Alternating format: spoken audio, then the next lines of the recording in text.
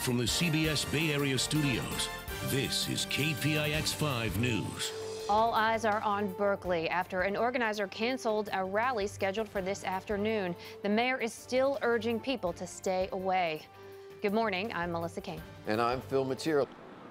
The hope today in Berkeley is that these protests remain calm. There are messages of peace and also of love written here on the sidewalk. But in the past, that is not how things have happened here in Berkeley. Berkeley police says they've made changes. You're looking at one of them. They have increased the number of police officers here this morning. They also have made another change. You're looking at it. That barricade right there filled with water, not going anywhere. There's another one on the other side separated by 25 feet of a police line so that if they need to separate the two sides, they can.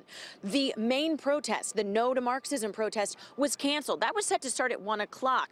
The counter protest to that was supposed to start at noon. At this point, Berkeley police are saying, please stay home. There's no need to come out. But they're saying if people do, they are prepared. What is going to happen remains to be seen, but certainly everyone very hopeful about how it's going to happen. Reporting live in Berkeley, Emily Turner, KPIX 5. Counter protesters around the Bay, they found some rather creative ways to get their messages out yesterday. Chopper 5 was over a park in Walnut Creek where hundreds of people sat in the park to spell out the phrase, "End a hate."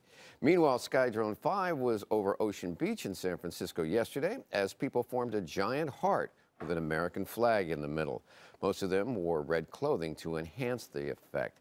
And at a homemade banner was hanging from one of the painted ladies in San Francisco. Those are the colorful Victorians around Alamo Square. The banner read, "Love trumps hate." And a big crowd came to Alamo Square to face Patriot Prayer supporters who never showed up. Many of those counter-protesters were ready for a fight. We're here to fight against fascism, fight against the hate that's going on, and really to speak a message not only for ourselves but also for our children.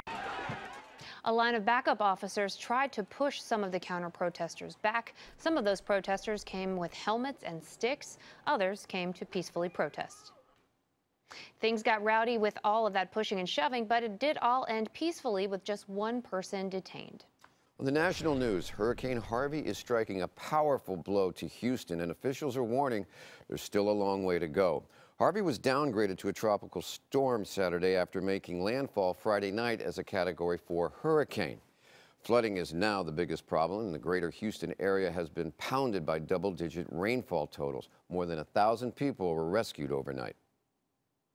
You see, people work their lives to build something, and in one night it's all gone. The storm's aftermath has also caused devastation in places like Rockport. Red Cross has been open shelters throughout the southwest Texas area and is assisting those evacuated. Houston Mayor Sylvester Turner says the storm is expected to last 4 or 5 days.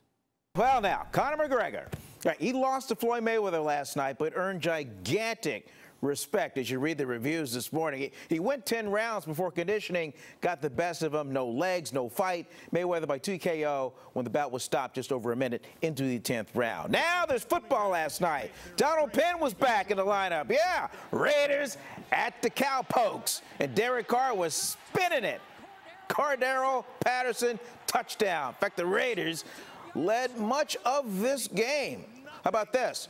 Little fake left, throw right, little DC to AC, Derek Carr to Amari Cooper, touchdown. Hopefully you'll see a whole lot of that. Raiders did lose 24-20.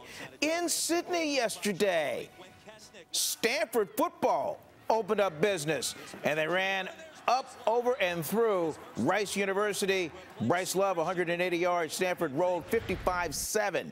Madison Bumgarner and the Giants in Arizona. Bottom 4 gave up a solo job to J.D. Martinez. Diamondbacks did win the game 2-1. And the A's host to the Rangers at the Coliseum. Hey, the A's have put 2 together. Yeah, Friday and then yesterday, Chad Pinder, one of his 2 home runs.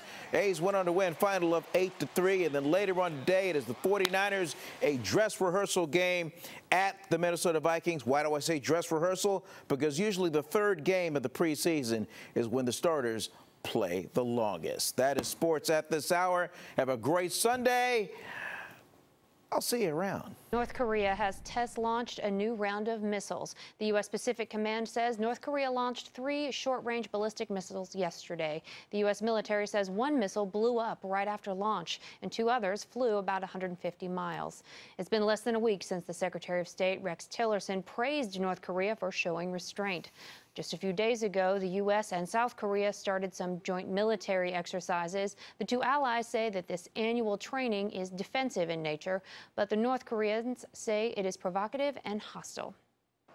Meanwhile, in Spain, about 500,000 people marched yesterday in Barcelona in a show of unity.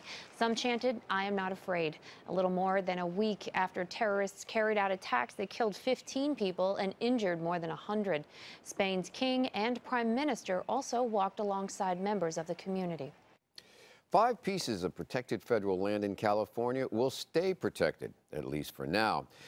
These 5 national monuments have been under review by the Department of Interior, including nearby Berryessa Snow Mountain. Interior Secretary Ryan Zinke recommended keeping all of them, but he wants to shrink some of the sizes of the monuments through specific details, though we have not seen. The Trump administration claims it would help nearby communities shrinking the land and that rely on the land, and Democrats say it would mean, however, public land could be used by oil and gas companies. Environmental groups are already threatening to sue. Now, Melissa, this is interesting. National monuments are sort of the precursor of becoming a national park. It's land that is set aside. And the president has what kind of powers about determining the actual size? Well, that's the legal question, right, that we keep talking about when we talk about environmental groups threatening to sue. Now, Congress has delegated to the president the power to designate national monuments, and that was back in 1909.